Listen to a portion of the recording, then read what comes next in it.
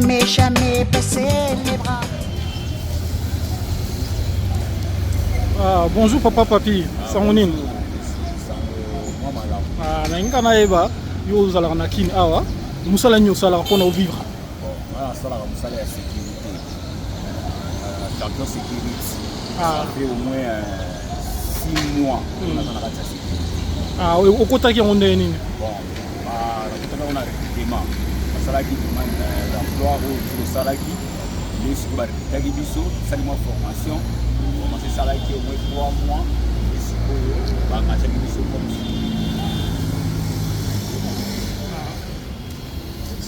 Si ko musala ozo vivre bien nango na kin awa. Na kinawa sokoza na musala déjà pas si mingi, mais quand même mon musala na zanango pas de s'en sortir bien vraiment. Ah, mais o sepelaka nango ou bien. Mais oui, ils ont métier moi on a au kala même temps on a botanga, on a ça ni pour ya investigation. Comme OK ça va quitter, donc on a côté qui na musala ya sécurité. Ah, et donc pour la sécurité, ba jeune musupe ba ko ça parce qu'il y a ba jeune belé bazara ba musala te. Mais balingi ka buzo ba conseil ko pesa bango. Bon, conseil na ko pesa bango devant na ndako ça na itumba mo côté. Ça na importance mo côté. C'est-à-dire à partir du village. C'est-à-dire il faut luka misala. Misala les belé, misala ya bilanga, misala ya élevage, misala ya maçonnerie. Donc sécurité pesa wana, donc ça dit so ba dans la village. Ça la misala pour bango travail tout. Ah. Siko oyo fanda musika na musala na yo bien ndenge. Bon, on a venu na 17e quartier d'Alu. La avenue Kabaï 63. Ah, wana siko donc tout ton nyo sifo ya tia. Ça dit na sala 48 heures.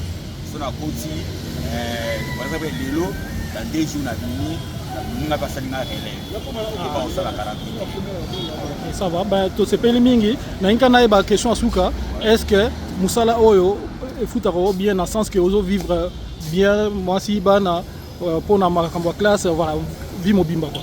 Bon, on a vraiment salaire donc ils ont moins mukié. Ils ont moins mukié zo pour capter na besoin de l'aider.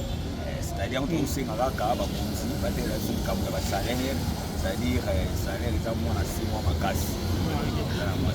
Bah merci mingi pour na interview abiso ya liboso, muto liboso na kin, total ba musala kin na chaîne abiso article 15.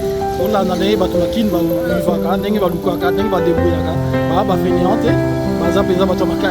merci Mingi papa et à la prochaine.